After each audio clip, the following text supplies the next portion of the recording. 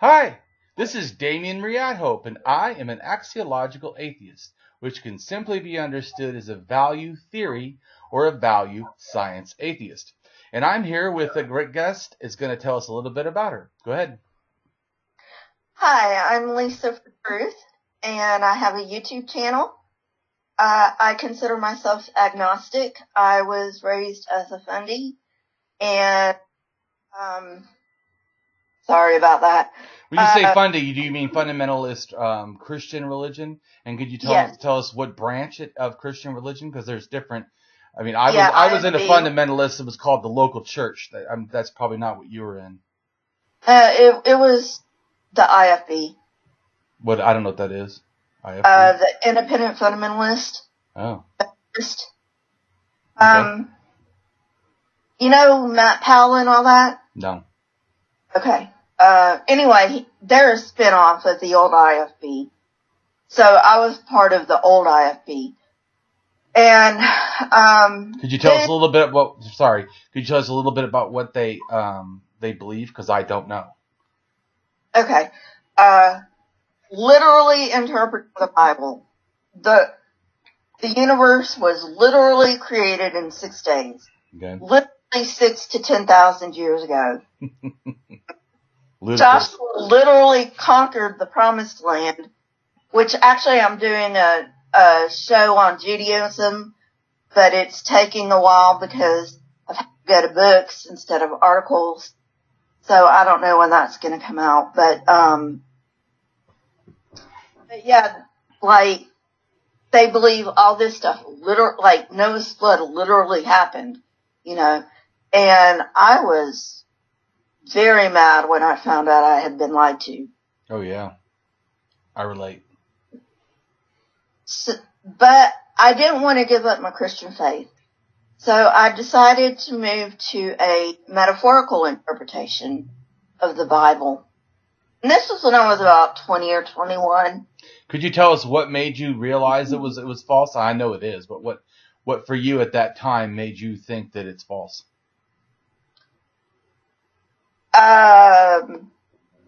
Well, actually, college. They, you know, I was starting to get all this,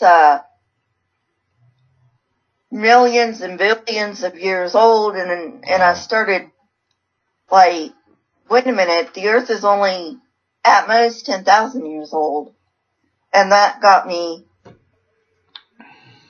thinking, well, how do they know all this stuff? And that got me into the dating methods and all that, and I'm like, okay. Okay, that's just, I'm calling it, it's bullshit. Right. So that's when I started a metaphorical interpretation of the Bible. And then it's only been like less than a year since I've turned agnostic. And I basically consider myself an agnostic because I leave room for a deistic God or say someone like Zeus. But I'm definitely a Gnostic atheist when it comes to the God of the Bible.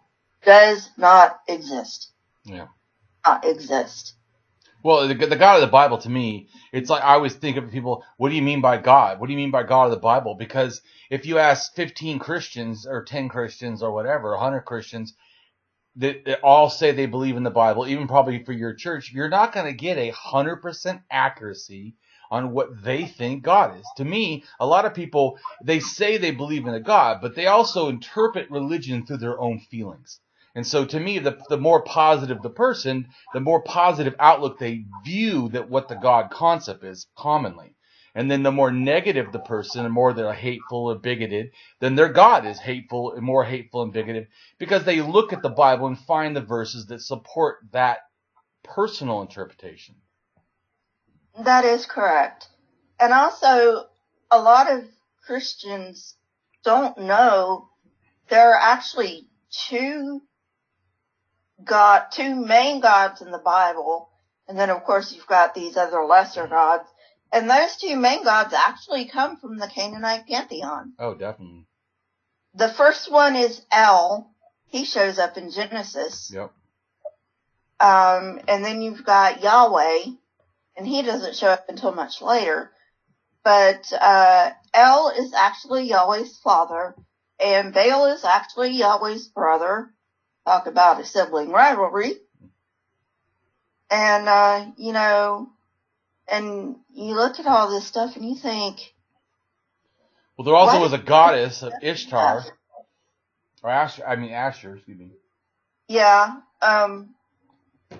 he's actually in the Bible because there's actually a verse in the Bible that talks about Yahweh and his Asher, or Asher. I can't remember what one. Which also had to do with sacred trees, and also to me represents the structure of the body. When this says sacred pole, it's actually to me referencing the bone structure inside of our bodies, because there's a 7,200-year-old artifact in Israel with a goddess representation carved onto an actual bone. I saw your I haven't seen it all. I have seen part of it where you talk about the goddesses being over 12,000 years old. Absolutely. Yep. There's this one that's like 30,000 years. To me, there's no goddesses. To me personally, there's figurines that are older than 12,000, but none of those to me are goddesses. To me, that goes back to shamanism and to totemism, and to me those are totems, like clan totems. Like, so it's like great grandmother, ancestor that we pray to or we care about or cares about us. And it's a remembrance item. In other words, it's not, they don't worship it as a god. They worship it as an ancestor to me. Before 12,000, after 12,000, you get agriculture and you get sedentism, where people started to stay in one place and then they started having crops. Well, crops, when you stay in one place, if the climate changes, which it did quite a few times, what happens is then all your crops start to die or whatever. And so you start to care a lot about what happens and who's making these crops. All the original goddesses had, in a sense, grain names or grains attached to them because it was all about, in fact, some of the figurines were actually found in grain bins. And I know some archaeologists were like, oh, look, they threw these goddesses into the garbage. So they're not goddesses. They didn't throw them in the garbage. You mean they put them in a grain bin?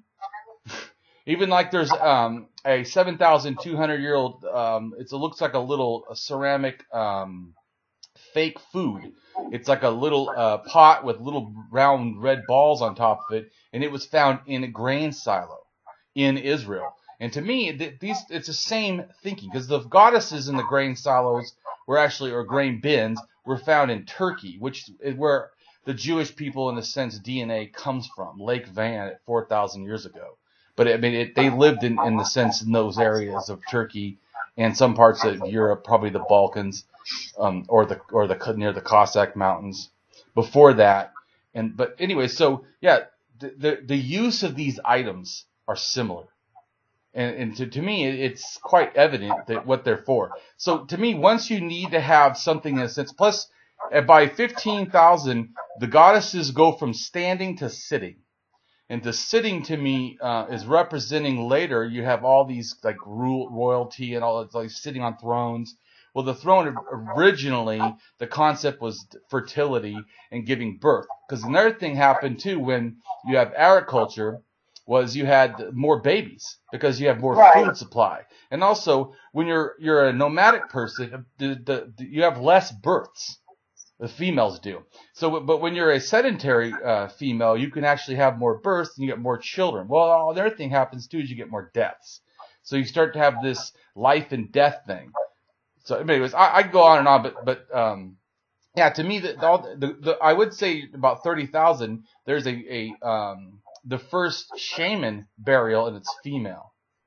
To me, the religion was basically run by women until about 7,000 years ago. Yes, I have read that, and it was more along the lines of, I have a show about the counter-revolution, and of course, if there's a counter-revolution, there had to have been a revolution. The revolution was when the females got power from the men, because they basically, I can't remember who did this paper, but his theory is that the females had a strategy to withhold sex from the males until they went to go hunting. And then the counter-revolution to that was the males wrested power back from the females. Well, I would say that I don't totally agree with that, because to me, all the items, well, there was, at 22,000, there's evidence of sexual slavery in Russia. So I don't buy that women were forcing men not to have sex. Not only that, by 40,000 years ago, genetically, there's a big drop in incest. I do think that has to do with totemism's new emergence of social behaviors. That we can do this, we cannot do that. The sacred and the profane. I think religion to me kind of starts animistic, right? So it starts animism, and animism is a belief in spirits and stuff, and it's more feminine. And then those people go up to, in a sense, into Europe, and then to me they meet the Neanderthals and the Denisovans, both of which are already doing totemism, in a sense, because totemism with the Neanderthals is probably about 65,000 years old. Because in caves in Spain, there's all kinds of handprints that they did first before us, and they did some real weird art with a bunch of dots, which I think represents birds and sky burial, which to me is later big time in shamanism. But to me, when we first interact with two different kinds of people, we interacted with, they were not us. They looked different, they were formed different. And so I could see where, and we won out. And I could see where, in a sense, if you look at the DNA, when we first go out of Africa 100,000 years ago and mate one of the first times with the Neanderthals, it's actually one of a human female and a Neanderthal male. But after that, when we go up at 50,000, it's basically humans taking the Neanderthal females. And so I think that it shows that, because Neanderthals only basically were in smaller groups, smaller like clans.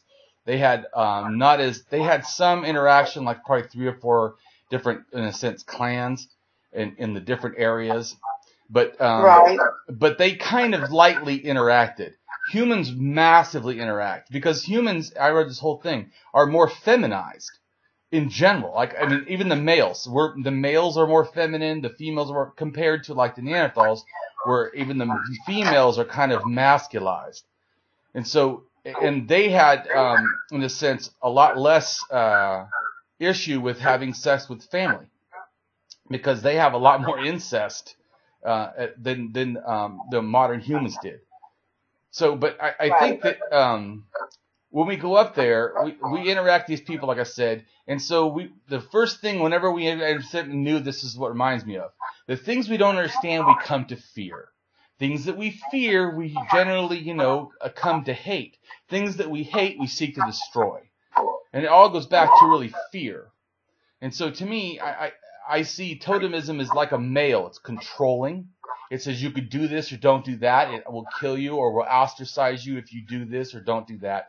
Very, very strict. Then shamanism to me is like a new response to that, to say, whoa, wait a minute. Because shamanism seems very feminine. Number one, the oldest shaman is female, and like 3 or 4 shamans after that at lower dates, even at 12,000 in Israel, is a female. So to me, it's run by females. And you can see another thing too that's unique about shamanism. Shamanism is about healing. Where totemism is about controlling and clan, and shamanism is not really about controlling. It's more about working with nature, which is more like animism, because animism is kind of like hippies, sort of. And the shamanism is more about healing, and more about caring for the sick and the weak also, because you have a lot more like deformities and stuff. But in shamanism, almost like in Hinduism, shamanism could see a deformity as a gift. You're different. You're special. Everyone else is born a different way, but you are special. So even a deformity, shamanism doesn't see it the same way to me. And so it's a whole different thing. So for sure, from shamanism 30,000 years ago down until 7, it's basically run by women, and religion even though I would say it's still negative, it has like a positive where it's caring for the weak, it's caring for the sick, the elderly, it's protecting of females more. It's in a sense, which is kind of like the Native American, because the shamans from Siberia actually became, or since the earlier ones, became, especially from the culture about 22,000 years ago, becomes, in a sense, or goes over the Bering Strait and becomes all the Native Americans. So I haven't quite got to that point. I'm still in Africa. Oh yeah, well Africa is where it starts. Well, so to me, I think that in Europe and Africa, in a sense, by 300,000, you have pre-anism, which I know your thing you called it proto-religion probably. And yes. So, but pre-anism, because then there's anism. Plus, I'm not totally sure that maybe some of that wasn't kind of anism. It's kind of hard, especially when it gets further down towards 100. And certainly the Neanderthals, it looks like, were doing it in Israel before we were. They were burying for sure 130,000, and there's probably up to even 250, but those are iffy. But certainly by 130, they were doing it in Europe. And then in Israel at 120 and at 110 and 100, right at the same time. And then they're also using mountain steering, I'm probably pronouncing it wrong, but tools. And then early humans that go in that same place in Israel start using that same tool technology. And then they start burying and they put red ochre on the graves exactly like the Neanderthals did. So to me, I think it's highly likely that since it's like within 10 miles almost of each other, I think that it has the same tool technology, which you cannot learn by accident. And then you have the religious practices, which mirror it so much, it has got to be the same thing. But anyways, right. So, but then that culture doesn't stay there in Israel. That's why I don't really consider Israel where animism starts. I think it was taught in Israel by probably the Neanderthal, but then those people, they go back south. They go and they in a sense transfer their ideas, because by about 100,000 to 74,000, there's burials in South Africa that have red ochre and have the same type of burial things and practices. And then at 70,000 to 75,000, there also is the first, in a sense, worship of a stone snake. So to me, the ideas were probably received in Israel, but actually culminated and brought into fruition in Africa by modern humans. And then to me, then those modern humans then go out again to hit Europe. By that time, the Neanderthals had already switched their religion too. Probably a lot to do with climate and stuff, and also populations, because things, the climates don't change the way it's good for us. It sometimes is too cold, or it becomes dry. And right. Places before it had lakes, all of a sudden the lake's gone. You got to leave. You got to move, or you die. And so, and speaking of dying, all in a sense modern humans can be traced to about 75,000 years ago to 100,000 years ago in South Africa.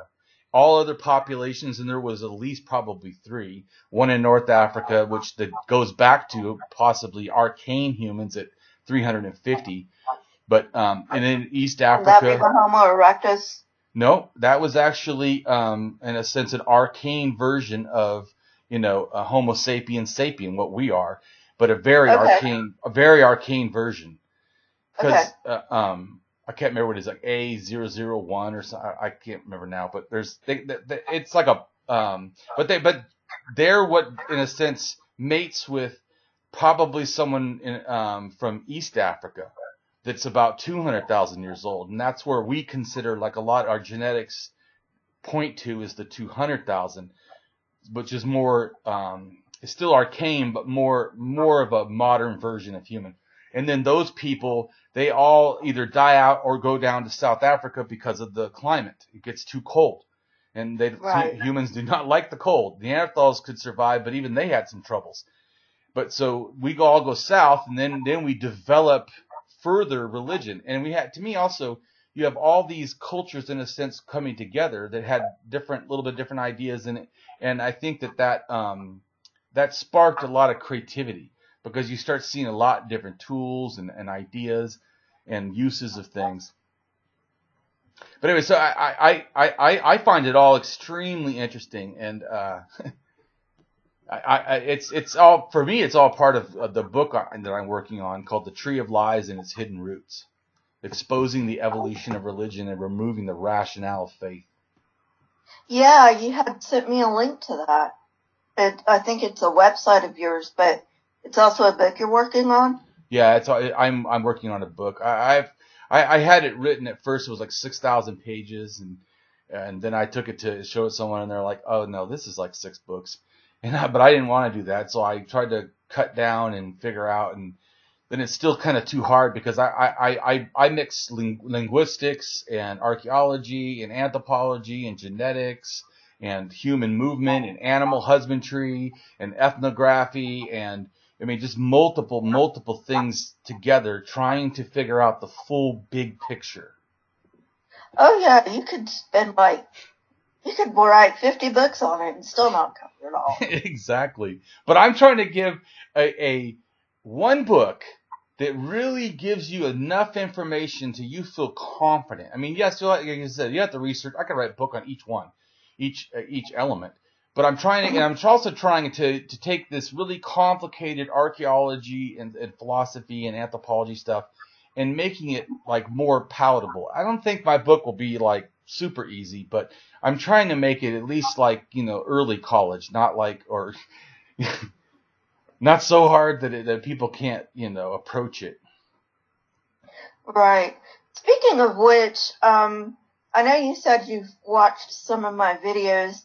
How do you think they are understanding-wise? Oh, I think you do a great job. I like it. To me, it's we're approaching it in a little bit different way. I like detail. That's right. Which and then you're explaining, in a sense, the theme that's happening in all those details, which I kind of do too, but I really care about the details. Yeah, I do too, especially if I'm in college, but I have to realize I did go to college, and right. I do have 2 years of mental health counseling program behind me. So I'm going to understand. I'm not being exclusivistic or anything like that. Yeah. I'm just being realistic. I'm going to understand a lot of stuff that high schoolers might not get.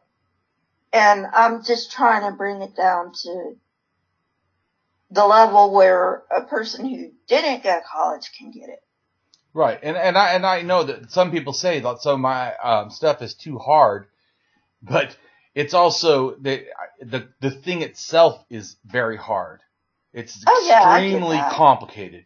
And I wasn't fishing for a compliment. I was more along the lines of trying to get to, are people really understanding this?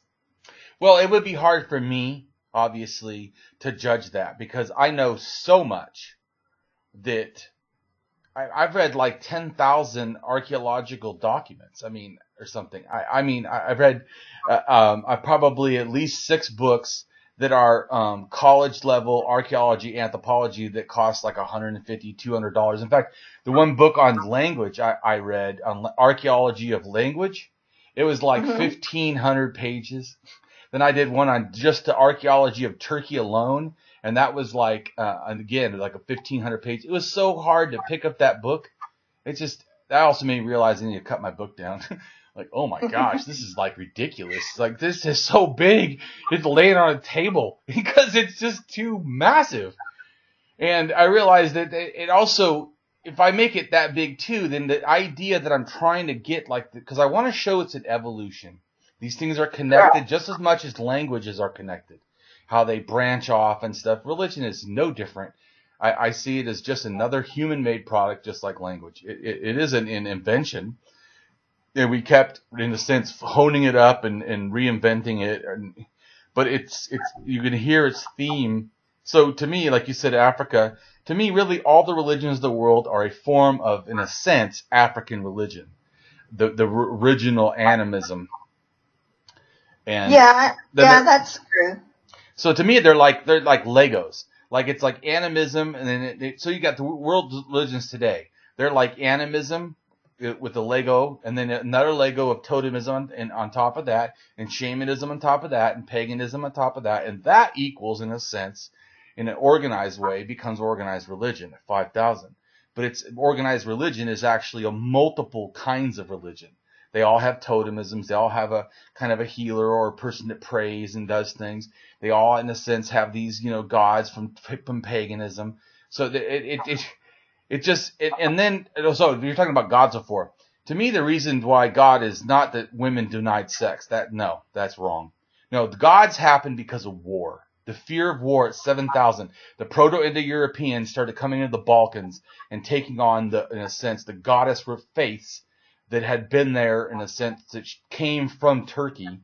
They were running little agricultural, harmonies. In a sense, they were like equalitarian and pro, in a sense, female. And then the northern tribes, which were actually, in a sense, kind of a more shamanistic, like warrior shamans.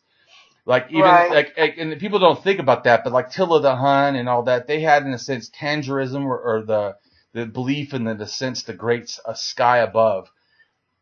It's kind of a loosely kind of paganistic shamanism. It's more shamanism really than to me than it is paganism. But those people, those warriors, and they then become other tribes that are in the north.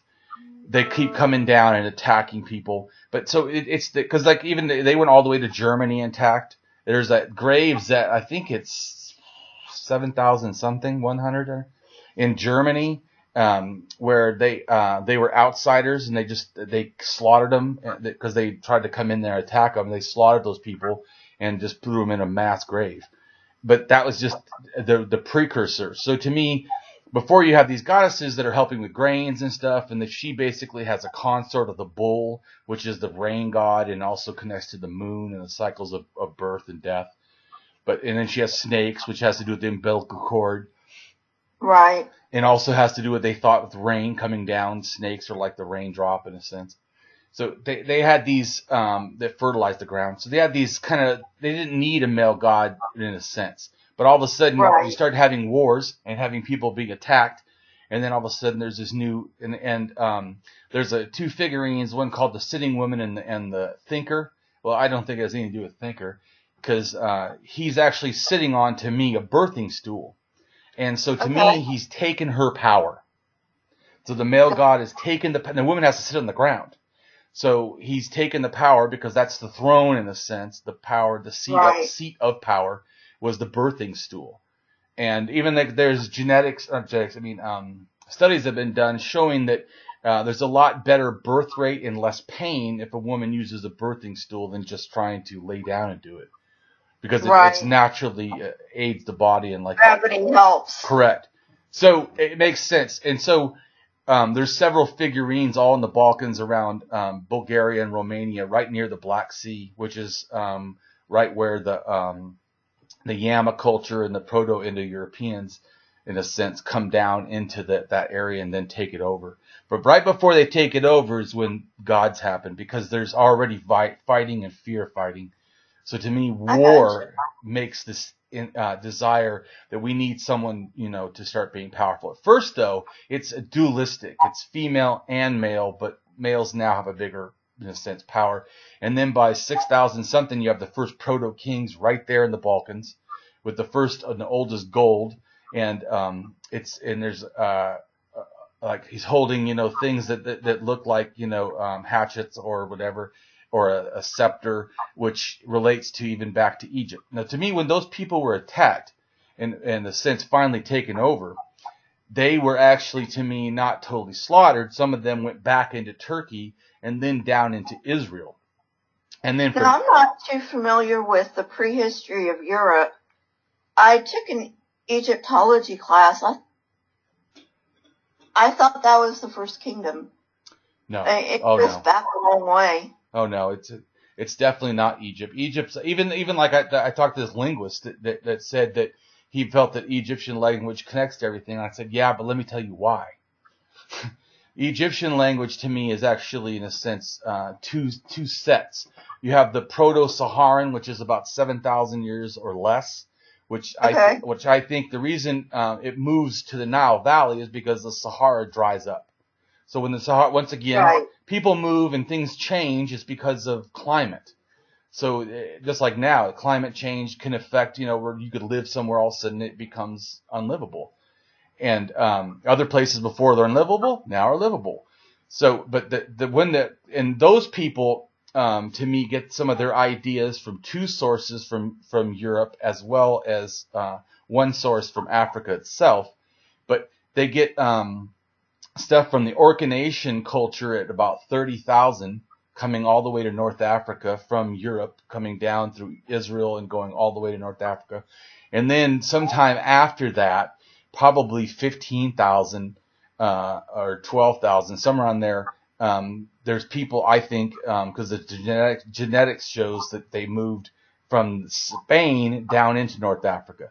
And those people were the Magdalenians, and the Magdalenians already had proto-language.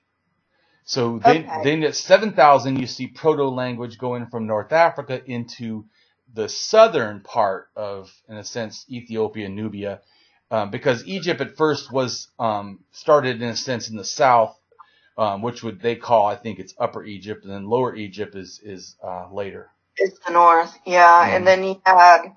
and then people from Egypt... was the one that united Egypt. Right. But before that guy, right, how Egypt, in a sense, becomes Egypt is so you have the people from the North Africa that come into the Nile Valley. Then I believe you have the Nubians and the Ethiopians, in a sense, below that, also merging with those people. So you have two cultures. And then a culture comes from Europe and from Turkey and Iran.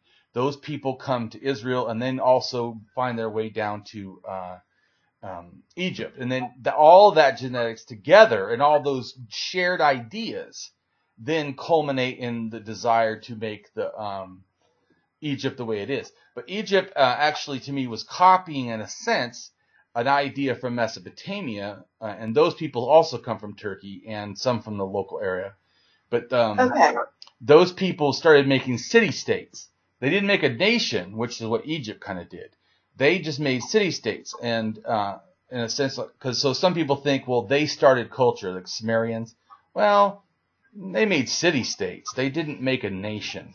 The real difference I see is because also those city-states in Mesopotamia, they didn't have the same deities. In a sense, you could have one deity or two deities or several deities in one city, but then the city next to you does not have those deities. They may actually don't even agree with those deities. They may agree with them, but Egypt is different in the fact that the Pharaoh says, hey, we're going to make, in a sense, one religion. But to me, even if you understand Egypt, what it did was actually mix the north and the south, the cultures, the deities, even the headdresses become two. It wasn't like one got wiped out. It was more like they both became one. So you have a headdress that's actually mixing the two hats of the two types of kings of the north and the south, or the upper and lower. And the religion too, you get deities from the south and deities from the north, all blending into one, in a sense, humongous pantheon. But that to me is when you have organized religion. Because then you have a structure. Someone goes, hey, this is what we believe. And so I think that's a whole new type of animal. And then I do agree that then that had a large effect on everybody else, including all the way to China and everything. So, like I said, I'm not too great. I don't know much prehistory about Europe. I know a little bit about it, but I'm more of the especially because of my biological anthropology. Right. That's all in Africa, and then you have Egypt. Egypt's in Africa. Yes. And I did take an Israel class, but Israel can't really be considered Europe. Well, no, Israel's definitely not Europe.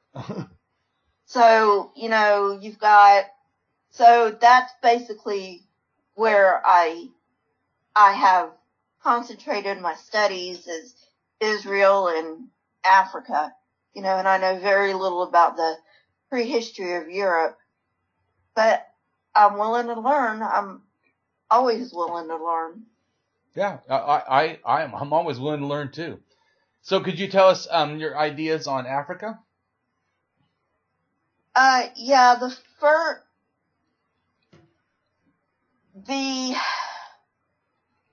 first hominin that we can say without a doubt is our ancestor would be Homo erectus. Right. That would be the first one. I agree. Other ones we don't know about. It's more of, instead of like a human family tree, it's more like a bunch of family bushes. So, Homo erectus is the only one we can really say, yeah, this is our ancestor. And then you've got little homos running around where you don't really know where they came from. And then, then you have, of course, the Neanderthals. And I was reading a paper where they actually think there were two out of Africa migrations. One that gave us the Neanderthals, and the other when Homo sapiens sapiens started to interact with the Neanderthals. Right. And the fact I told you, the first inbreeding event is likely 100,000 years ago on this Desinovin cave in Siberia. The same place they found the Desinovins period. Because I think Java man is actually Homo erectus. Uh-huh. So that would have been a long time ago that our ancestors migrated from Africa. But Homo erectus probably makes the first figurines, which I think probably relate to, in a sense, ancestor stones. And what's interesting about that is, and the Neanderthals didn't continue this behavior. Even early humans continue this behavior. A lot of them have the stones look like little faces, and there's one eye open, one eye closed. And I think it could. I saw that on one of your videos. I think it relates to death and life. It's just I don't think it was a full religion. I think it's just like mourning and like a gravestone we would do.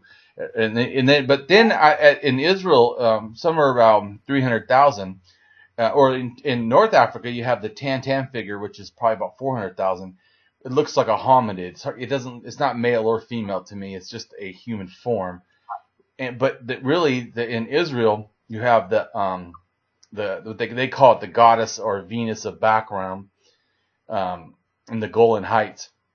But to me, that figure does look like a female. And what's interesting is it is a natural rock that kind of looked like a breasts and a face, but then they modified it a little more to make it more that way, and then they gave it a belly button. So are you in agreement with most scholars thinking that the figures were first sort of the anthropomorphic rock type thing that is found on the ground? Oh, absolutely. And I don't agree that much with the one they say, that one red pebble that looks like an ape's face or something. I don't buy that one. I looked at enough stuff. The reason why I think the other ones are something is because there's multiples of them. It's not just one random. Because I think that we have to be careful not to, superstitionize everything we find. Right. And so I think that, but the fact that the faces have one eye open, one eye closed is already telling you something. The fact that they modify it to look like that, the fact that they carry it long distances, there's multiple of them, I'm more persuaded by that. I'm not as persuaded by one little pebble found even older. Could it have been? Maybe. But could it have just been some rock that was there? Maybe. I don't know. I don't like that. That feels to me, do you know what I'm talking about? I think it's like, yeah.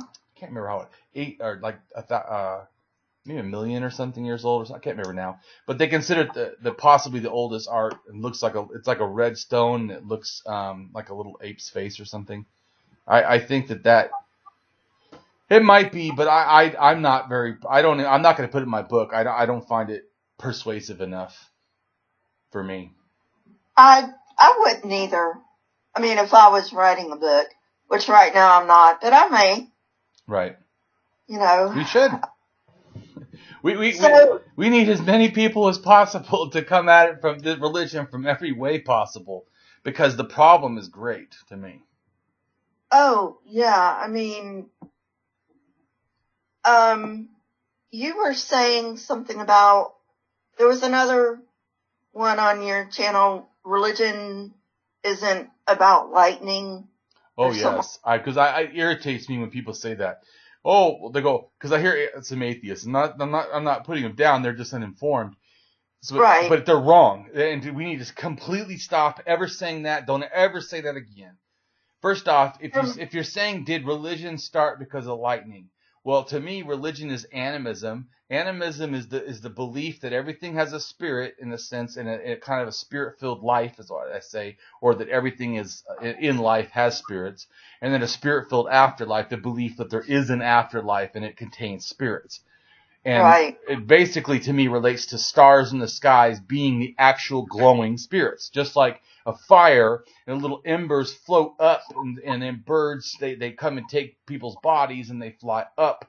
And so they think that they're taking them up to the stars or the ancestors in heaven or whatever. But so from my research, religion started out as basically do you know what the hat is? The hat? HAD, H-A-D-D. Just by you saying that, no. Hyperactive Agency Detection Device. Oh, so my ideas of religion starts, like I said, pre-religion as pre-anism starts because of gravestones, right. the mourning of death, and the realization that humans or us are different from everything else, or are starting to be different. So I think it's mourning. And then I think that those mourning rituals, in a sense, become more advanced. And then also the connection, if we have souls and we think that we do, the animism in a sense, well, that everything does. There's rock people, there's tree people, there's plant people. So but there's no gods to me at this point. It's just ancestors. It's just a heightened form of ancestor worship with a mystical belief that, because even children at 7 years old before have this kind of a innate animism thinking. And that might be what you're talking about, the had, that we just see agency and stuff. We see something move. Oh, that must be. You know. So that is, to me, animism, not gods. Gods are much later. But the idea that the world is filled with magic and magical beings or magical entities. But to me, magical entities is not like what we think of today, like special entities. It's like rock people. So they have souls just like we do. And so to me, when they make artifacts, in a sense, the thing that already is, say, female. And I'm going to carve it, and I'm going to bring out its natural elements. And that's why now it's a special thing, because we can now see the female being that I brought out of the rock, but it was already there, in a sense. Right. So that's why I say the thing of lightning to me is ridiculous, because animists are not afraid of nature. In fact, they're extremely into working with nature. I watched a show where animists go out and they actually hunt and take food from a lion. And they have no weapons. It's bizarre. They just walk slowly and have their shields. No spears, just their shields. And they walk up, then they wait, and they walk a little closer, and they wait. And then the lion eats some of its thing and gets satisfied for it. And then it kicks dirt on the body, and then it takes off. Once it takes off, they go up. And they were with an anthropologist, and he's like, oh, you're going to take this whole thing? Oh, no. We're only going to take one leg, because that way the lion doesn't feel like it lost anything, because it comes back and we've left food for it. And so it isn't that threatened knowing that we're going to take it, but we're not going to steal its whole kill, in a sense. And we wait till it eats first. We don't go when it's hungry, because that would be stupid. So to me, they really work with nature in a way that modern, people, they would not even understand. They wouldn't. And so to me, that ethnographically, that would be ethnographic understanding the culture of now, and then relating what that could be related to other cultures.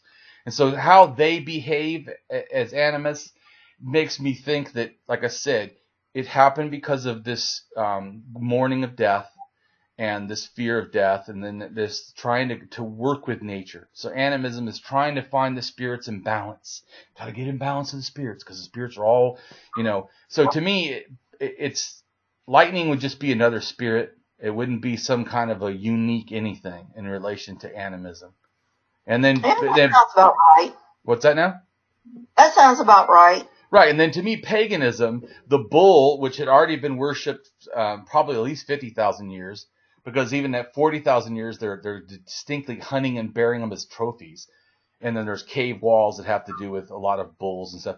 But so to me, the bull gets a new significance, though. Before, it had to do with the moon, and had to do with women, and had to do with a man's, in a sense, penis, the bull horn. There's even at 17,000 in France. There's Spain. Anyways, somewhere over there. There's a Magdalenian art that shows a bull with this like thing hanging below its belly, like it's giving birth, but it's a male. But it's like it's giving birth, and then it goes into like a stork who has like a bird head, and then there's a man who's like comes out of that in a sense with a bird head, but his penis is a bull horn, and it's like the cycle of life in a sense. Mm-hmm. They think it comes from the stars, enters the bull gives birth, and then the stork actually births the person in a sense, and then the person ends up dying and then goes back, But so it's like a cycle, like almost like reincarnation or something. But certainly it's mystical. But to me, that shows the significance changed, because at that time it's not really about rain. The bulls are so even though like there's a consistency of bull worship, it doesn't stay the same. It changes because different people take this. It's like religion today. They have this certain belief of Christian, and all of a sudden you get 10 different kinds of Christians. I mean, at one time there was only one kind, or 2 kinds or 3 kinds, and then all of a sudden you have right now like 41,000 different sects or denominations. Certainly, that's what happens. Bull worship actually goes back before Hinduism. I just did 2 segments on Hinduism, the Archaeology, and it goes back actually before Hinduism. Oh, definitely. Like I said, bull worship probably goes back to 50,000 years ago with the emergence of totemism. You already see tons of bull worship. But so, and I think that once again, to me, the bull represents its horns represents both the sun and the day, that's believed to be just like in Egypt later, the in between the 2 horns, in a sense, there's the sun. But it also has to do with the moon. Like the one horn, in a sense, is curved one way. It's like the new moon. And then the middle, which is empty, obviously, to us, but to them it was not empty. The middle in between the bull's horns is actually the moon, the full moon, and then the other horn curved the other way is the dying, in a sense, moon, or I don't remember what it's called now, but whatever, the other crescent. So to me, right, the waning moon. Right. So to me, that shows, and then later it just switches from, because in a sense, to me, those people saw the moon, the sun, the stars as, in a sense, all stars, kind of like, in a sense. So they were just, in a sense, expressed in different ways, doing different things. But once you get agriculture, the same kind of a system you already had in shamanism and began in totemism, but was fully developed in shamanism, because the 34,000 years ago is the first tracking of the moon on bones. Even you can even see it at NASA. They call it the first lunar calendar. But to me, the reason they're paying attention to it is totally religious. They're not just like, oh, how nice. It's all religious, and it has to do with birth and death and stuff. But those same ideas that for the nomadic, hunter-gatherers, which I think hunter-gatherers kind of had 2 cults. Basically, they have the cult in a sense of the house or the gatherer. the female, and then they have the hunter cult. So they're kind of different cults, but for the same religion. Just different expressions in a sense. They both unite. So, but the hunting one is basically just a form of hunting magic and male prowess in a sense. Go out and get these things. And then the female one is more about nurturing and about life and birth. And I think that just like they found out that a lot of the handprints they thought were in Spain and France were actually done by either children or females. And so, but that makes total sense to me because this probably relates to the gatherer cult, not the hunting one. But, right, because men were out for a long time. Right, because hunting is not like now. Like you go out to the store, come right back. You're gone. Right. And I think too that those handprints to me are stars. Because the hands are open, all the fingers out, just like a shining star, and they blow the stuff. So there's the thing. And I think also it's the ancestor. That is actually me. And then when I die, the other ancestor people, they can see that. Because you see some places where they do just tons, not like, because I've heard before someone say, oh, I think they do handprints to sign their work. Really? Because there's some where it's a humongous mural of handprints. I mean, that's all it is just tons of handprints. And I think that it's relating to the ancestors. These are actual people that are doing this. And then it's relating to the stars. These are actual, in a sense, solar things or sky things. But yeah, so to me, when it gets to our culture, even, it's not really lightning didn't invent gods. The realization, in a sense, with our culture that rain and thunderstorms and thus lightning relates to the bull. But the bull doesn't become male god right away. It is, in a sense, a male that basically, probably they saw it as the bull's semen, goes into the ground and fertilizes the goddess. But it was an animal, and she had snakes, so she had bulls and snakes, and even things like scorpions are like a bull. They're basically have two little arms that stick out, and their claws. Anything with horns, claws, are all considered stars. In fact, even you see that by 6,000 for sure. A lot of petroglyphs in Siberia, especially, they show like the horns of the animals with a star on them. But to me, the thought that lightning made that happen, no, that didn't make the goddess. The need for something that had to do with our culture and the grain and these birth and deaths, because there was, like I said, more births, that makes the goddess. Then there's just goddess and animals. And the male god doesn't come in until, like I said, 7,000 in the Balkans. And it happens because, not lightning. It happens because of war, fear of, this new invasions and stuff that are happening. Yeah. Well, that makes perfect sense to me. May not make perfect sense to somebody else who doesn't have anthropology or archaeology. Yeah. Sense to me. I agree. That's why some people are like, how do you know this stuff? I have studied so much. Right. So I try to keep my videos under 10 minutes just because there's so much and I don't want my viewers to be overwhelmed. Yeah. I try to keep them under 10 minutes. But I like how you do yours.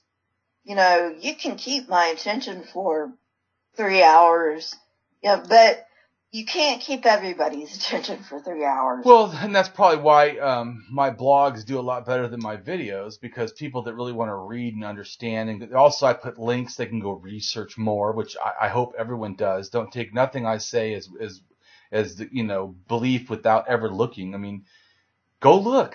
I try to give as much stuff and links and so that you can find out for yourself, because I want people to be inspired to reason. I know once we inspire reason, I agree, some of my stuff probably is too hard for people. Even my philosophy, I'm very particular about that too. But you know what? You just keep trying. It's right. There's nothing wrong with thinking. It's people that think that thinking is bad. And I agree your videos are good. And like I said, I don't think that I'm the only person that should be there. I mean, everybody, we need, like I said, the problem is great. We need people that can talk to people on the street. We need people that can talk to people at colleges. We need people, that can write dissertations. We need people that can write, easy graphic novels that people can grasp.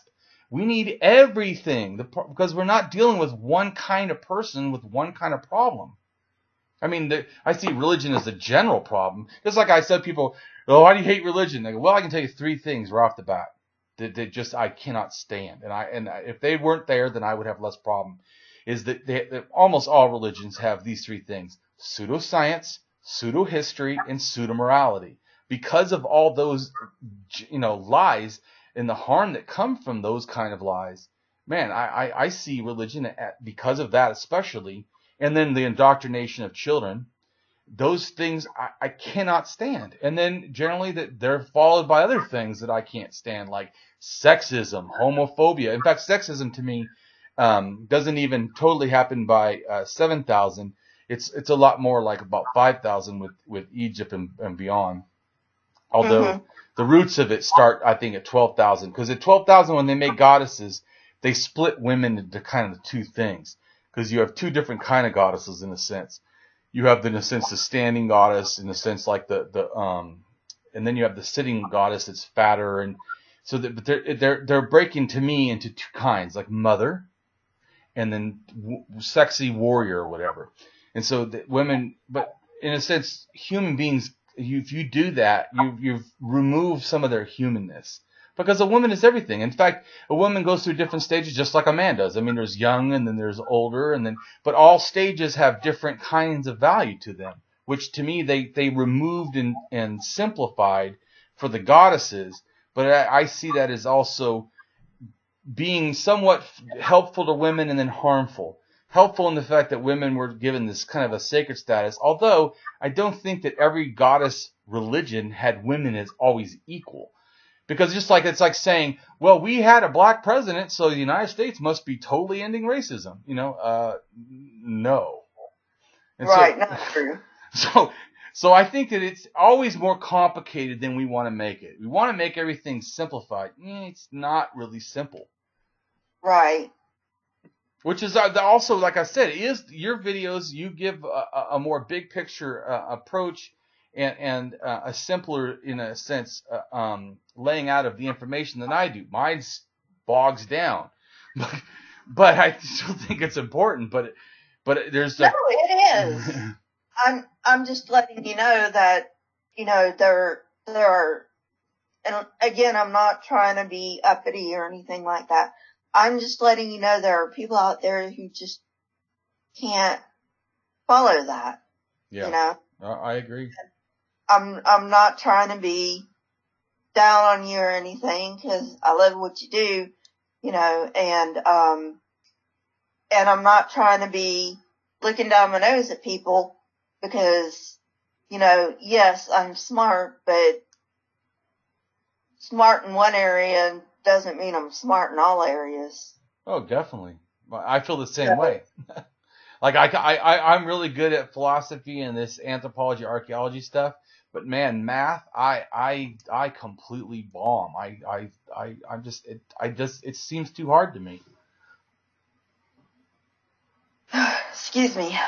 Yes. I tried taking calculus and I'm like, no. Like, I need to drop it now before I can't get my money back. Before you get the F? Right. Yeah, in fact, that's why I'm actually, as an axiologist, I'm an axiological theorist and basically use versions of, in a sense, value theory and not a formal axiologist, because I'm smart enough to be, other than you need calculus, and I can't do that. That's what makes it more social science, is the adding of math, which is important once again, but I can't do that. And I told this one guy, they're both valuable.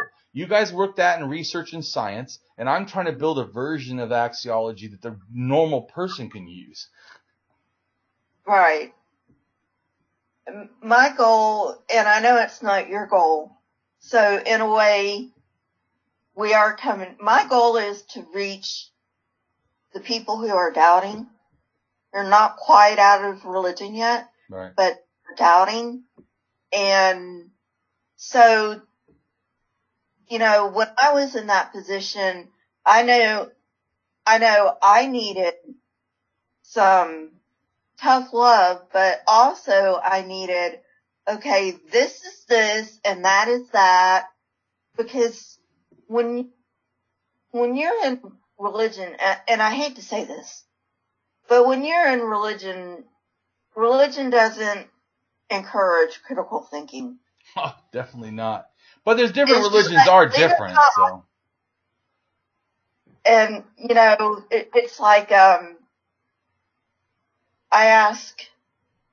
ask religious people now, I say, okay, well, if God created the universe, if the universe is too complicated not to have a creator, then it stands to reason by your own logic that creator is too complicated not to have had a creator. So, who created God? And then they're like, oh no, nobody created God because he always existed. And I always say, that is special pleading. You are not allowed to do that. You tell me, who created God? Because by your own logic, God needed to be created. Well, yeah, because they say that he's the uncreated creator. But to me, what's interesting is I always ask them is, well, what do you mean by God? I'm telling you, no one can answer this question. It's an ontology question. They claim that they have an ontological argument for God. But when I'm talking about ontology, I'm talking about the thingness of a thing. Start asking them to explain whatever they're talking about in extreme detail. I want to know how, when, where. Like some of they said before, I hear from God. Oh, really? So you hear him as an audible sound in your ear, or do you mean in your head? Like you think the idea? Well, I guess it's in my head. Okay. And when you hear it in your head, is it a male voice, a female voice? Is it genderless? Is it soft? Is it loud? And then they start realizing I help them to see that they don't have answers for any of these things. But yet they're saying they know, but they actually don't know because they don't even have answers to answer what they say that they experienced. And to me, that really helps them to start seeing that what they're saying, I don't have to tell them they're wrong. What they're saying doesn't match up. Right. But then you're always going to have, not just Christians, but you're always going to have religious people that are just going to be like, I'm going to believe, and I think it was Aaron that said he's talked to people that said, I'm going to believe what I want to believe. I know the evidence, but I'm going to believe what I want to believe. Yeah, well, I had Ray Comfort. You know who that is? He's yes. An evangelist. I talked to him on the street, right? And he eventually, right, he started trying to ask me these questions, and I know a lot of stuff. I'm like, okay, you messed with the wrong person today. Right. And so then he eventually, just like he was saying something, I go, oh, so you do believe in the flood. So you believe in the God that basically genocided the entire earth. Tell me how that equals a good being of any kind. How does the person who genocides just because they're upset is a good being? Anyway, so he got to the point he's like, oh, well, I guess I don't have any answers, and I'm not a smart guy like you. And I told him, yeah, but if you're not smart, and you believe this book, and I am smart, and I don't believe it, why would you keep trusting you're, in a sense, admitting that you're not smart? Well, because I'm a simple person, the Bible, works for me. That is the most nonsense answer, but I agree that it's just a choice. Just an absolute, I'm going to accept this regardless. Right. And the other thing about the flood, and I didn't start really thinking about this till I got out of religion. Well, first of all, it's plagiarized. Oh, definitely. I mean, you can see that right away. It's just plagiarized. That's one of the things that I learned in school that actually started making me really go, okay, this is nonsense. But then the other thing is, it makes no logical sense. Because in order for the floodwaters to cover the highest mountains, these people it would be a race as to whether they froze to death or suffocated to death. I totally agree. Because Mount Ararat is like 14,000 feet on its highest peak. I don't know, but when you climb up that high, I lived at 9,000 before in Colorado, and it's hard to breathe. And you get they get a lot of snow most of the year. Now, I live in the valley. I live in Willamette Valley, so and I used to live in Birmingham, and sometimes when I was riding, because I don't drive anymore, I have epilepsy.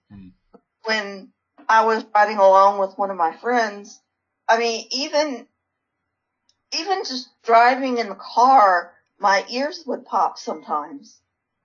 And I'm like, oh, God, I can't stand this.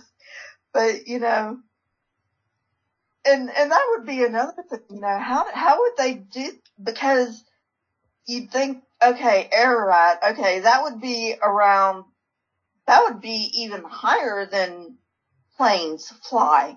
Maybe not military planes, but the average. Oh yeah, I don't think 14,000 feet is low by any means. I mean, that's not the highest mountain in the world, but that's definitely high. But I think commercial planes, like, you know, they fly at about 10,000 feet. Maybe. I don't know. Maybe. And they've got to have pressurized cabins for that, you know? And the military, they're even higher, and they've got to have special helmets and this and that and the other. So I don't know how these people can logically say this happened. Well, to me, the worst thing about let's just assume it all is true, right? Everything they say is true. You still need magic, because just imagine everything comes out of the ark after being at this total flood for a year. Everything on the entire earth would have died. All plants gone. So then you have all these plant eaters go out and have no plants for them to eat, even if they're eating the slime. The plant eaters. That's right. That's the problem. Carnivores are hungry too, and they are going to eat the plant eaters, and thus no more plant eaters. Your problem, it becomes large. Exactly. So, you know, and this thing about how did the kangaroos get to Australia, I can't remember who said it. It was either Ken Ham, Kent Hovind, or Ray Comfort. It's like, oh, well, after the flood, the volcanoes started,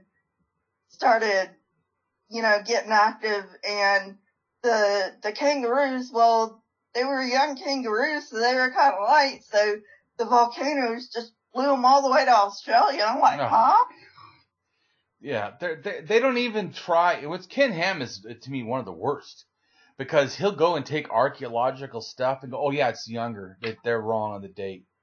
So he actually knows, like I do, he knows a lot of the archaeology, but he lies and say, oh well, no, they're wrong on the date. Yeah, he's always right. Amazingly enough, his creation science doesn't come up with anything new if he's so well at, you know, understanding archaeology that and the rest of the entire world doesn't. I mean, it's a joke.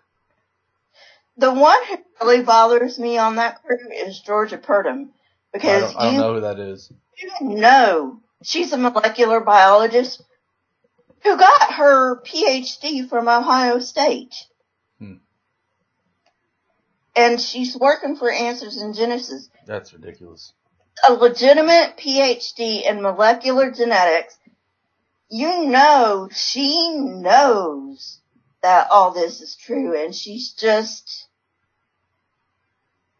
I don't know why she sold herself out. Well, I mean, it does make money. I mean, Ray Comfort and Ken Hovind, I think, are like millionaires.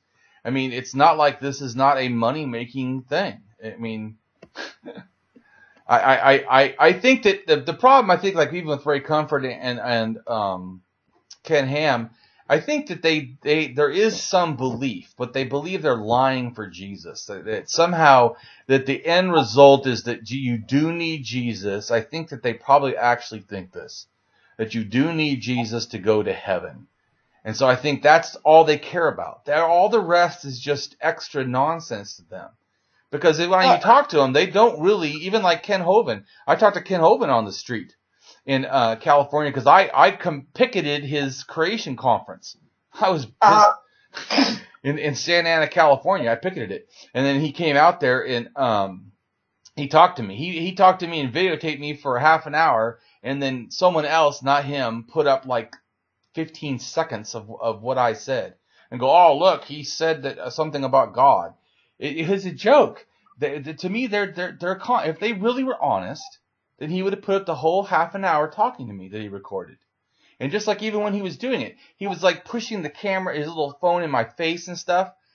That behavior is so fraud-based.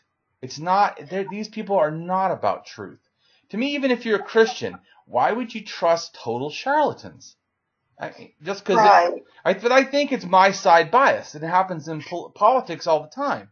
Is that, Right. that people go, oh, well, they're a Republican or they're a Democrat or they're this or they're that, and thus I can like them or not like them, simply because of that. I mean, it's not that, to me, sometimes there's a group of beliefs that go with those terms. Mm-hmm. But it's not really accurate to say there's a unified everything, because there isn't. Not in any of those terms. Just like I'm an anarchist. Right. There's all kinds of anarchists. And even ones that say they're an anarchist just like me are not always just like me. So I think that the real truth is we're unique people, but we like to generalize. I think that's one of the biggest problems. And then we like generalized answers. We like people that give Right. us confident, generalized answers. This is what it is. And that's what they do, confident. But you know what? They're wrong. Here's what I think about those three men. I think Ray Comfort, I really do think he's a true believer. Yeah, I think all of them are, actually. They're He just may all be a liars. millionaire, but I think he really honestly believes he's doing what he thinks is best. Ken Ham is kind of like in the middle. He knows it's a scam, but he's got something sweet going, and he does believe in some of it, but not all of it. Yeah. Well, I think that the most, so to say it differently, I think the most honest is actually Ray Comfort. And then I Right. agree, then the least Hovind honest is Ken Hovind. scam. That guy is a complete charlatan. I think he still believes, but his approach to how to promote belief is the most fakest charlatan. He does not care about the truth at all. Which Ray Comfort will talk to you and have a semi-reasonable conversation.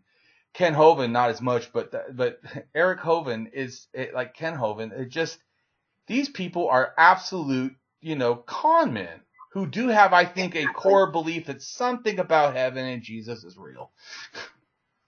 Right. Yeah, no, Kent Hovind is the worst of the bunch, I think. Yeah. That's my opinion. Well, and Eric Hovind, his son, both of them are total, they learn from each other, and both of them, Right. because like I said, Eric got the shit beat out of him by Kent for being afraid of the dentist. Yeah. But to me, I don't really care about trying to go against those people, because what I want to do is give a quality of truth that's so true and so backed up and supported that it makes them look like a joke.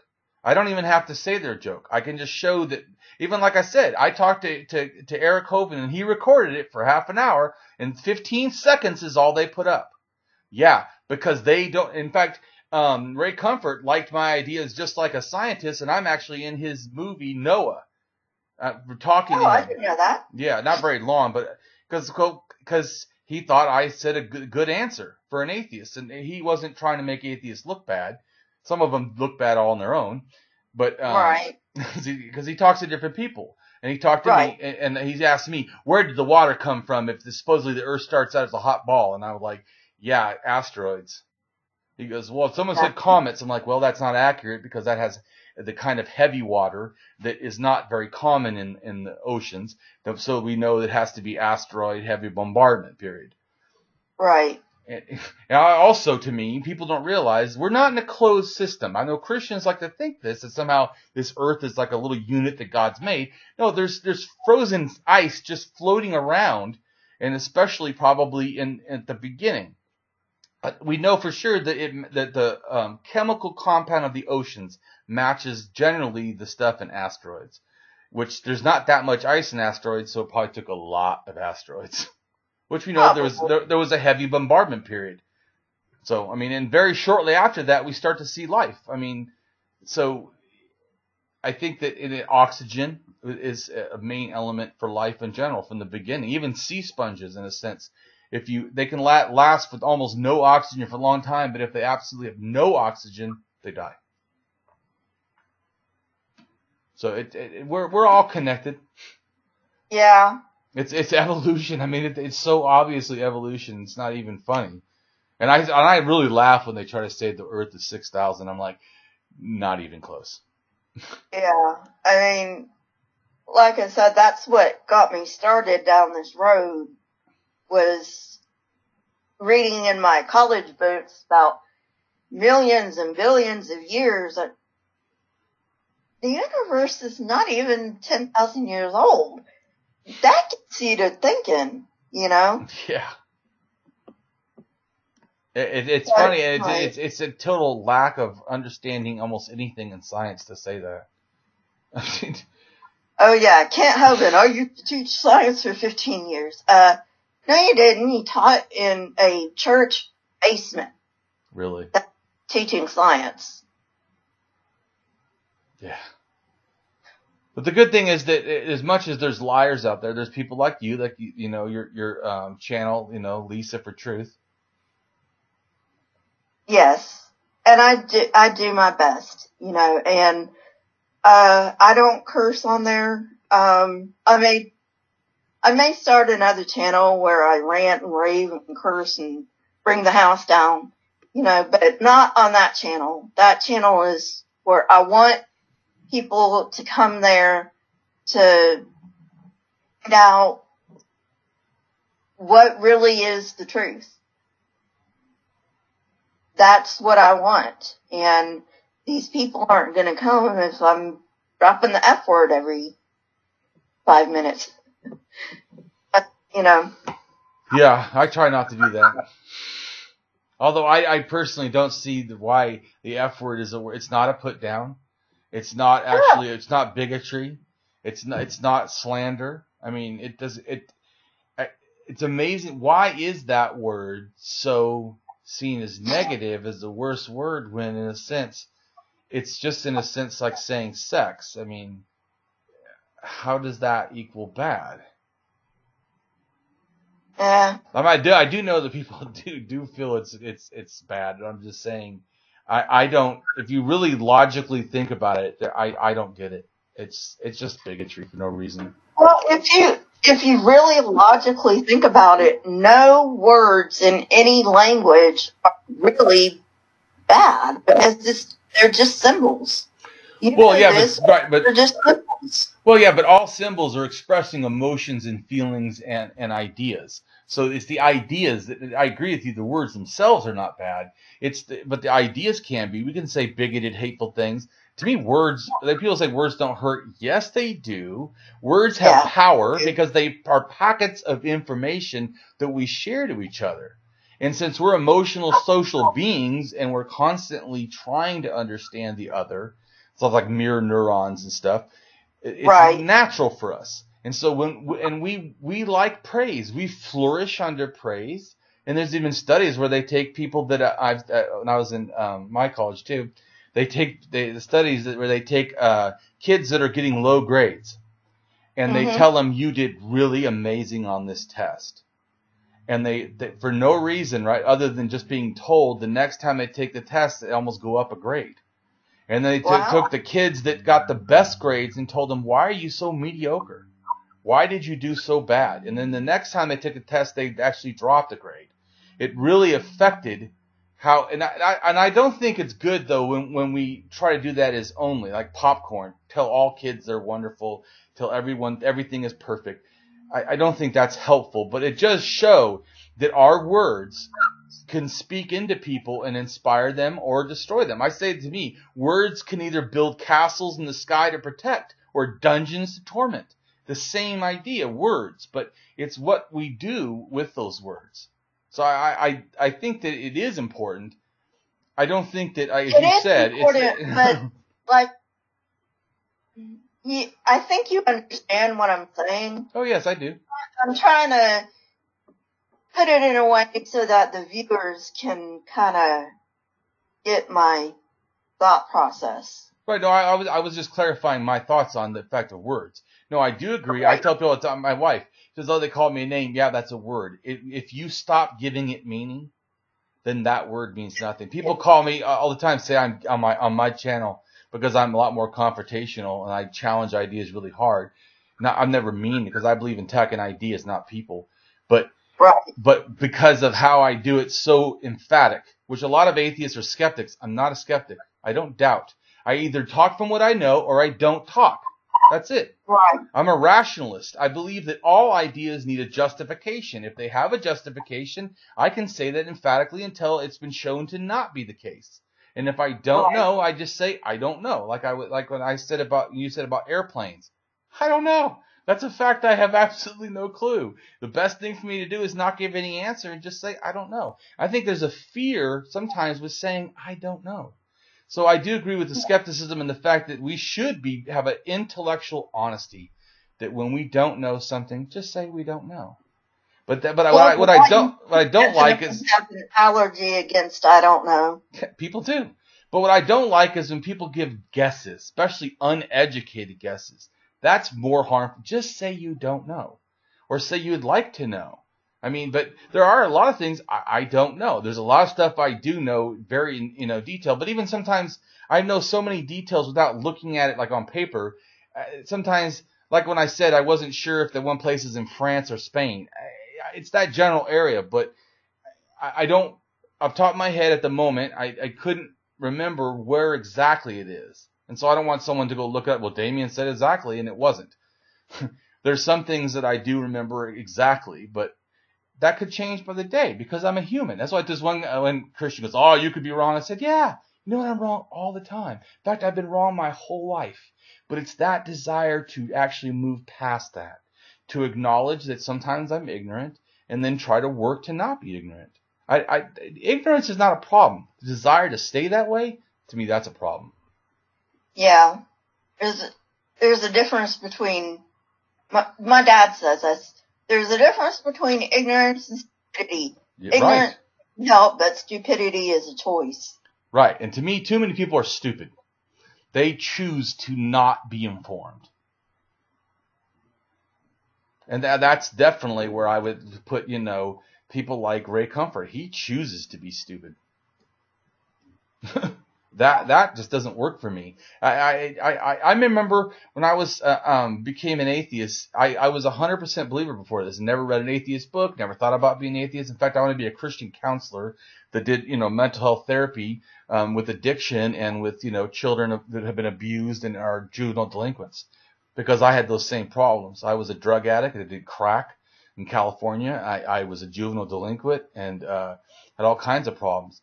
And I was helped out of that through counseling. I've had 20 years of counseling and myself and all kinds. That's why I was in the counseling program, because I have depression and at times it's been suicidal and, I needed help. Right. And he was there to help me. And I want to pay that forward. It's a wonderful thing to do. Me too. I am a sociopath because of extreme neglect and extreme of child abuse. I even my tailbone broke by being hit by a 2x4. And I was not fed. I had medical neglect. I had all this stuff. And it debased my humanity to the point that I kind of have a real problem. I got better now after tons of counseling and stuff. But that also made me want to go help others, because I remember I said, well, what changed? It was a feminist counselor, right? It was her I liked how feminist counseling lays out. They don't try to be smarter than you. Say, here's what we're doing. Here's what we're going to do. Here's what's going to happen. I like being told, being part of what I'm doing, not like someone standing in a thing of pointing pictures and telling me what I'm going to be, what I'm thinking. Working with me. But it was really to me the point when I felt like I was given undeserved kindness, because I really should have been sent to Brea Psych Hospital because I beat up my roommate in a drug rehab. But the counselor goes I think that no one's ever listened to you, and I want to listen to you, and they all want to put you in a 72-hour straitjacket lockdown, but I think that you've never really been listened to. and you have a lot of pain. I just melted. I didn't have a defense for that. I knew how to fight. I knew how to run. I didn't know how to stand and have someone just care. Just with just an honesty, just really caring about me. I was like, wow, what the heck is going on? And I started feeling this feeling inside, like I wanted to have that. What was that? What was this kindness stuff? And it really inspired me later. Now I'm really a champion of kindness because it's what helped me change. And I see, that's why even though I'm really hard on ideas, I try to be very kind to believers because I realize the power of kindness. When we are real with another human being and treat them with kindness, it is so hard for us to fight back to that. We want to be, it's like our tend and befriend, comes into play, our psychological, because there's more than just fight or flight. It's fight or flight and tend and befriend. So to me, when we're in this adversary thing, but we feel this connection, which happens in war all the time, or traumatic events, we bond with the people around us. But when we're in this thing, when somebody does that, which has happened to me, all of a sudden it changes you. And I've been trying to get all these atheists to be hardcore atheists, but to be ones that are kind, ones that are thoughtful, ones that are trying to be generous and understanding. Yeah, I would say the atheists in the YouTube community I know of, they are those kinds of atheists. That's good. Like the Godless Iowan, and Aaron's pretty tough, but I think it comes from a place of, I want to show you how ridiculous these ideas are, and that can come off as abrasive to some people. Well, and I know people who will not watch Aaron because he comes off as abrasive. Yeah, I would probably say theologically I'm probably harder than Aaron is, in a sense. But I do try to be a little bit more nicer to people, though. But I also understand I'm an anarchist. I see everyone owns themselves, and I don't have a right to rule anybody. So how I approach all people is that they own themselves. And thus, I don't ever put, if you said, I believe this, actually, I'm an anti-agnostic, and I have not yet said anything about agnosticism or why I feel this way. Because you know what? It doesn't matter what I think. I cared about what you think. And to me, that's what I try to do with people. I don't believe their beliefs, but as long as they say it's what they believe, then I have no problem. Like my mom's told me before, thank you for not attacking me. And I said, why? That's not my way. If you can say all you want, that you pray, I don't put them down when they say they pray. If they say, what do I think about it? Well, now you've asked my opinion.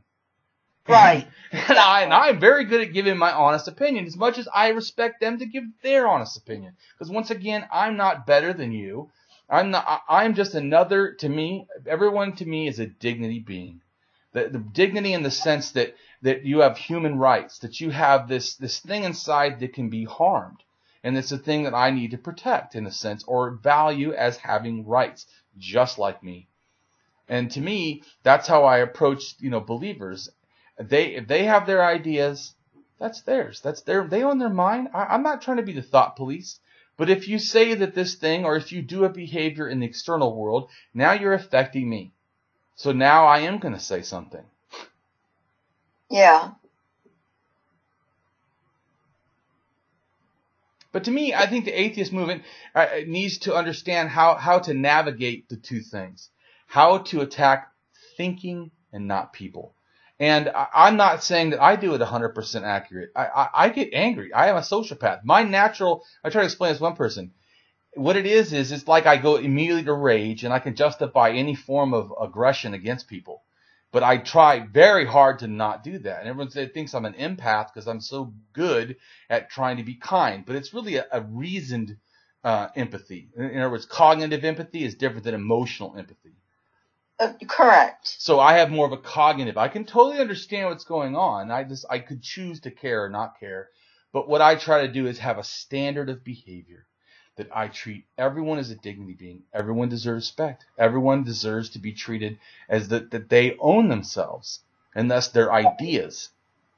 And because I have that standard, it's like I told a person, goes, that's really hard to do. I go, yeah, how many times do you punch kids in the face? I mean, I don't. And it's not a problem for me not to do that. And I try to see it the same way. And like I said, once again, I'm not saying I'm not perfect with people because sometimes I get upset. But I try to remember that my upset is mine.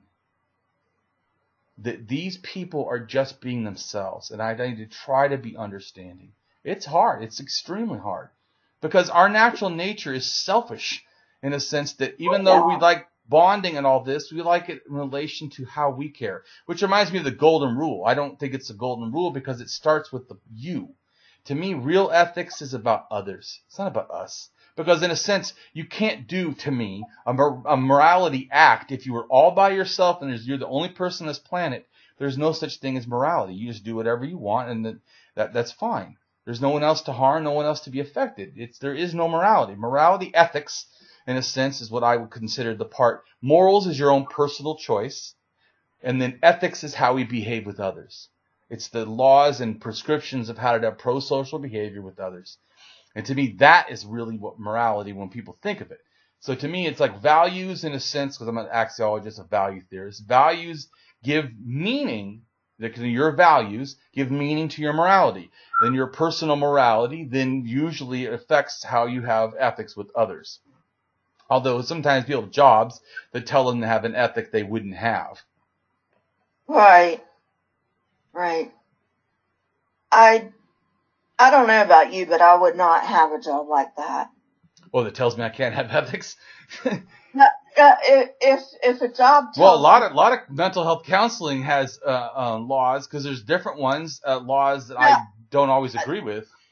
No, I'm not talking about stuff like that. I'm talking about stuff like I was a caregiver for a while, and I told the person who was interviewing me, I told her, I said, I will do anything that my supervisor tells me to do unless it is illegal or immoral. Right. Other than that, I'll do whatever they want me to do, you know. So which is itself, in a sense, your moral produced in an ethic, because you're saying that your personal ethic expression, how you behave with others in a job, you have a standard. That's the same thing I'm saying.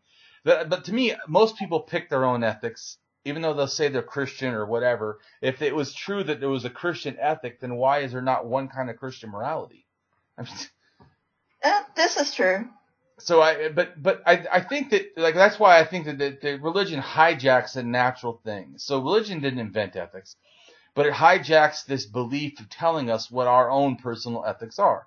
A lot of our ethics are somewhat simpler, and that's why you can see, in a sense, universal ethics that all, cultures have a general, even like the golden rule. Almost every faith, I wrote a thing before, almost every faith has its golden rule. I mean, it's not a special thing. In fact, the golden rule was actually not invented by Jesus. Jesus was quoting the Maccabees, or the things that were right after the Torah, the writings.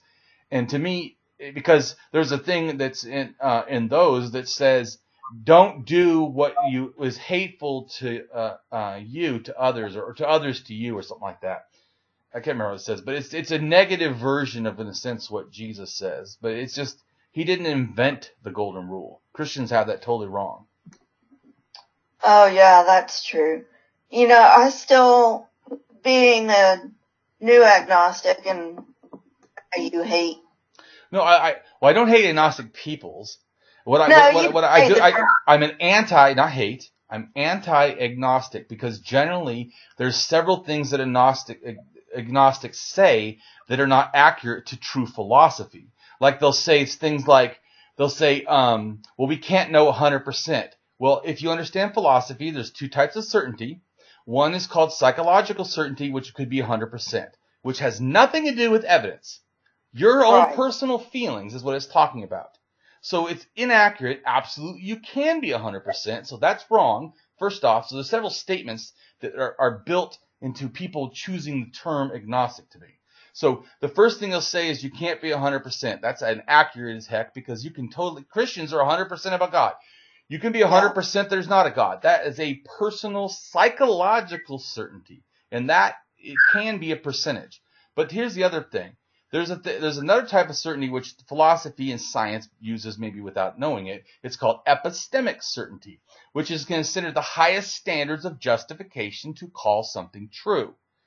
Well, is that saying that you know for emphatic for the history of the world or some side outside of your own mind that it's true? I mean, what is truth? But that doesn't mean you can't know what things are. And that kind of certainty is not a percentage at all. No philosopher calls epistemic certainty a percentage. You either have epistemic certainty or you don't. And epistemic certainty means you have evidence or justification or a warrant that is valuable, is reliable, that is, valid in the sense of its accuracy. If you have accuracy, like when they say that there's a sun, right? And there's a human. Right now I'm talking to you on the internet. There's a thing called the internet, and someone created it. Those are all, in a sense, epistemic certainties. Okay, I'm not doubting that. So I'm just saying that the term starts off wrong. Then it says another thing that's totally wrong. It says that that knowledge is separate from belief. That's totally inaccurate, because in philosophy, actually, everything is in a sense an epistemic property of a belief. In other words, you believe something, and because you have justification or epistemic certainty, you say the word you know. To know or truth, these are all value judgments. Like we say facts. That you value judge the quality of whatever information is equaling what is an epistemic certainty to call it a fact. So to me, when people say agnostic, they say, because we can't be 100% certain. Well, first off, you can, and that has absolutely nothing to do with epistemic certainty. And so to me, that's a violation. The second thing they'll say, like I said, is about beliefs. That somehow, this is about not knowing and it's different than beliefs. That's not how philosophy works. Philosophy, belief, and knowledge, certainty also stems an epistemic property of beliefs. You believe, you become to have convinced, thus you know, and then you are certain. Or you're certain and thus you know. Either way, it's the same word games for the mental property that happens. People believe things or they don't. And psychology talks about beliefs, so it's not like I'm just saying that philosophy is its own island by itself. This is valid in our psychology, and also neurology has tested the mind. We have beliefs. There's a thought that we can somehow not believe things. That is inaccurate. We believe that we don't believe things, in fact. It's a belief. So I tell people, and they say, I don't have beliefs. That is a belief that you do not have beliefs. But so like I said, I don't hate agnostics. And that's basically why I call myself agnostic. I leave room for a deistic God. Right. But that's like saying that I leave room for the reality not to be real. Thus, I never say I know that there's a sun. I'm just saying in my thinking. When I hear that, philosophy-wise, I hear the same thing. I won't acknowledge there's a sun. I will say I'm agnostic about the sun because it could be that we live in a hologram. It is possible that everything we're seeing is in a mental illusion. I could be a brain in a vat. But see, I get what you're saying. But so that's inaccurate. You don't say I'm agnostic about the sun. So epistemically, you do know things. You do know there's no magic currently available to us. So all claims of supreme magic are even more ludicrous, and so the concept of a God is ludicrous until shown otherwise. And I tell people there's 3 reasons why we know for sure with logic that there's not a God. First off is that the null hypothesis. Nothing has been found, so epistemically we can say nothing has been found. And so it precludes that there's not evidence to even start the belief in a God. But then there's more than that, because then there's no intelligent. To realize that the earth has evolved, and the way it's done is the most haphazard, accidental way. The fact that 99% of all living things that have ever existed on this planet have gone extinct. If that was a grade in a kid's, report card, it would be an F-. I mean, They would say you need to retake the class. And so to me, there's no intelligence in how the body is designed. Why would you make the pleasure organ the same place you go to the bathroom? I mean, why? It's ludicrous. This is evolution. This is not something that was designed to be perfect. And to me, and so there's still more. Then the other thing is there's no goodness. The fact that a being ever created the sensation of pain, which is not necessary. There's people that have synesthesia, I think maybe it is called. I can't remember exactly. Synesthesia is the mixing of the senses. But where you see. I can't remember, but I can't remember what it's called exactly. But there's something that has to do with that you don't feel pain. A lot of these people die by 20s or whatever. But right. But that doesn't have to be. Could a God made someone? A God can do anything. Could a God made less pain? How about a limit to pain? Why is it that we feel so much? If they say, oh, well, because you don't want to bump your knee and chop your knee off. Okay, but why so much pain? Right. It's immoral. Just like if a business creates a toy that hurts children, we don't say it's the child's fault for using the toy. We say the business is responsible for designing something that was harmful. So this world is very harmful. Just like the fact to think, could you not think of a more ethical way to have a world? Why does everything eat each other? I mean, talk about immoral. And we can live on what, 1% of the earth? Yeah, it's unlivable. Exactly. And in the universe, we can't live in the universe. I mean, it's ridiculous on top of ridiculous to think that anything's loving. And how about cancer? Why so many forms of cancer? Why have it that kids are born and die in childbirth? And then people say, well, maybe it's a God that doesn't care. Okay, but a God that doesn't care, doesn't show himself, doesn't exhibit in reality, to me is no different than a non-reality God. Or if they are a God, they're immoral. Why would I want to worship them? Yeah, that's what I say about about Yahweh. Or El, depending upon where you are in the Old Testament. Or Elohim, or like the Bible says that the God of Abraham, Isaac, and Jacob was actually called under the name El Shaddai, which it's a name that references mountains, probably from Mount Ararat, because it has two mountains, or at least two big peaks. And to me, like breasts, because it means like many-breasted. It's a reference to a female. It's probably referencing a goddess, because there used to be, like I told you, only goddesses. Male gods are a new fad. But I'll tell you one thing, it's disgusting, and some people think it's funny when I say it, some people hate it, but monotheism really should be called monotheism, because there is no monotheistic religion that is centered on female only. And the other thing is that generally they're sexist, that almost all the monotheism, it's connected to this worship of the great man and to the detriment of women. Right. And that's why, America, women didn't even get rights until after the slaves got rights. Right. African men, not women, but African men got rights before women did. I know. Our America. And I'm not saying slavery was right, because it was slavery wrong. Is horrible. Still wrong. Slavery is wrong. Sexism is wrong. It's wrong that women didn't get the rights when. Absolutely. It's immoral. The fact that we ever treated women as not people equal is disgusting. America has been ashamed, and religion itself is ashamed for that.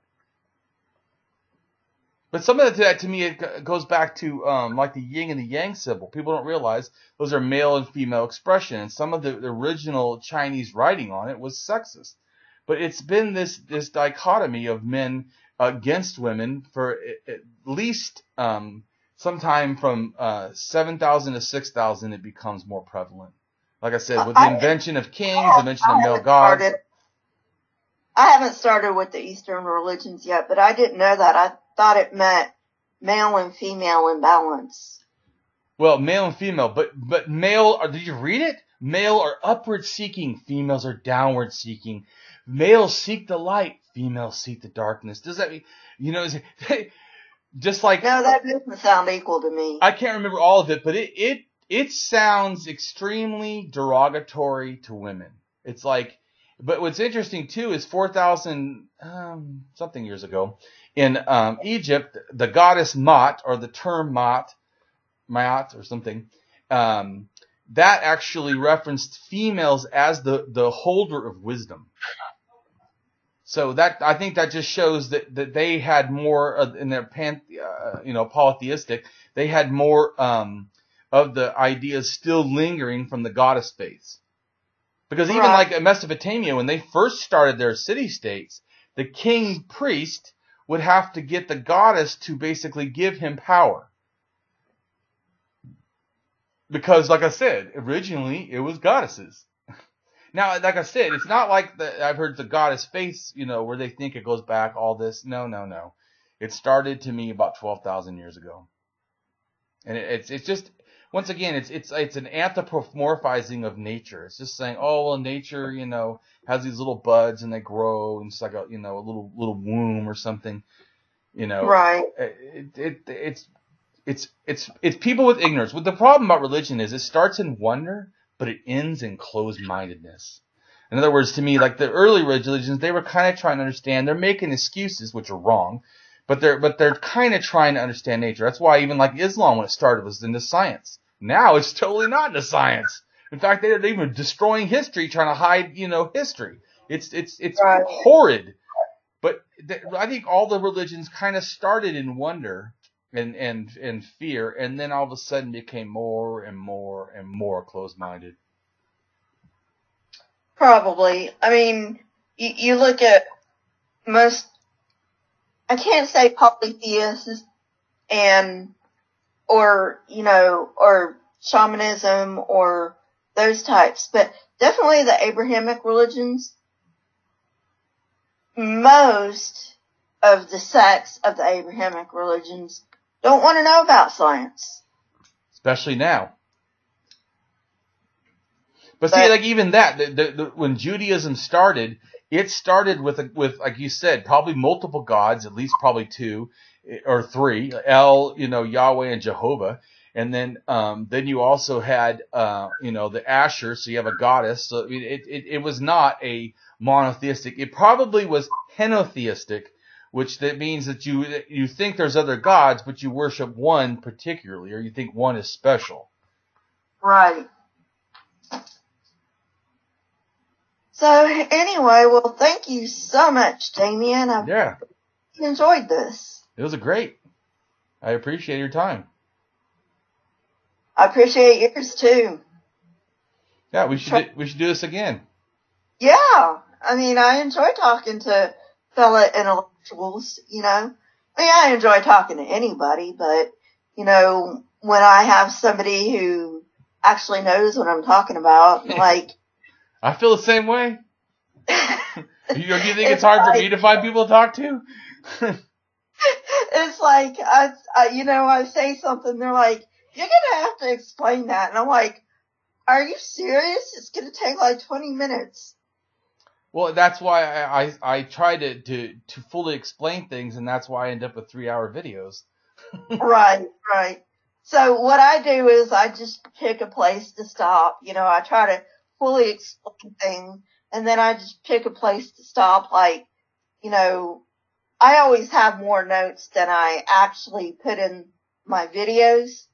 So I just, this is a great place to stop because this is where this concept ends. Right. And, oh yeah, I mean, I have broken up, like I broke up all the parts of religion that I talk about into separate videos, but even them, they're like 2 hours or something long each. And I really should probably break it up even smaller, like you do. So it's not that I want to keep always doing long videos. It's just it's hard because I really like to explain and fully prove what I say. No, I understand that. I appreciate that. I have a long attention span, but some people don't. Oh yeah, many people don't. That's why I only have 2,500 people that like my page. I should have thousands. Like I said, I have 30,000 something on my blog. I mean, right. I should have a lot more people watching my videos, but I know they're long and tedious, and they're also complicated. And it's more for college level probably. I'm trying to make them easier. Eventually, once I have time, after my book gets out, within a year, I'll probably do a little more stuff like you're doing.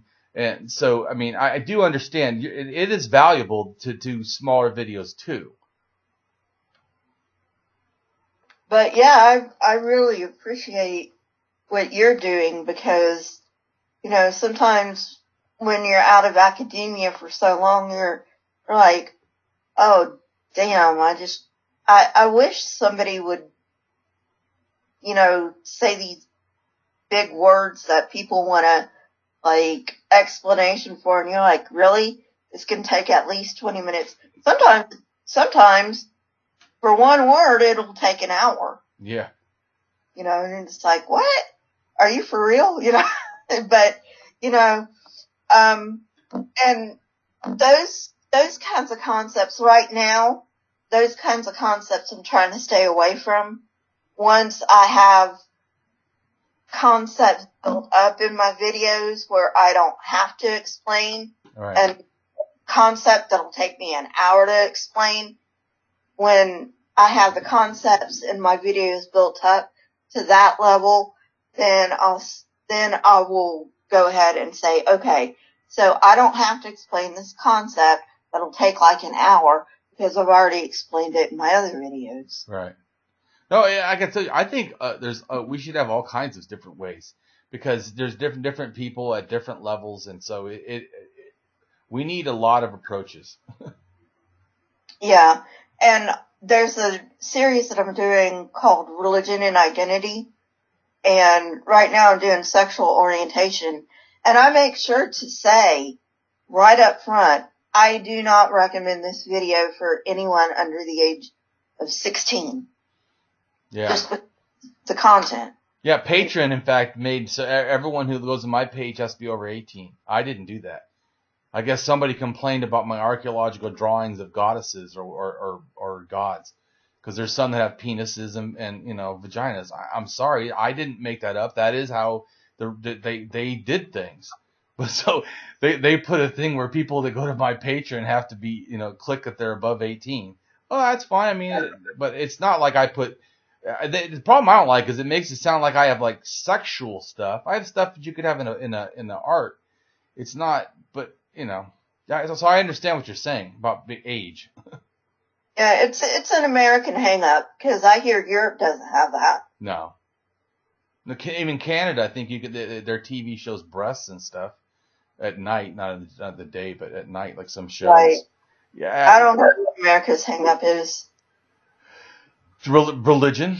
It's the control, and I still see it as a control of women, because women are like male can show their chest, and somehow that the nipple, if it has more fatty tissue, then all of a sudden it becomes a bad thing. It's just ridiculous. Yeah.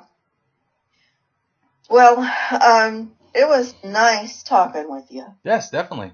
And we'll definitely have to do this again. Yeah. And go ahead and plug your stuff. Oh, okay. I have a YouTube channel, Lisa for Truth. I'm also on Twitter. I'm on Discord. That's all, Lisa for Truth. I do origins of religion, anthropology of religion, psychology of religion, starting into neuroscience of religion, although I do want to make sure you have enough of the concepts down.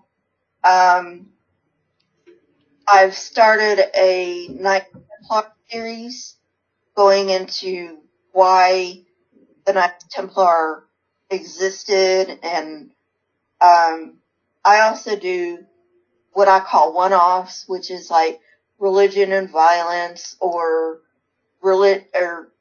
something to do with religion in this. And I also do videos that may not seem to have much to do with religion, but they're concepts that I bring up in my videos. So I want to make sure that you have that concept there. So when I do bring it up in my videos, you'll be like, oh yeah, she covered this. Right on. Of the human revolution and stuff like that. Wonderful. Well, I appreciate everyone's time, and I'm going to go ahead and stop it. Bye.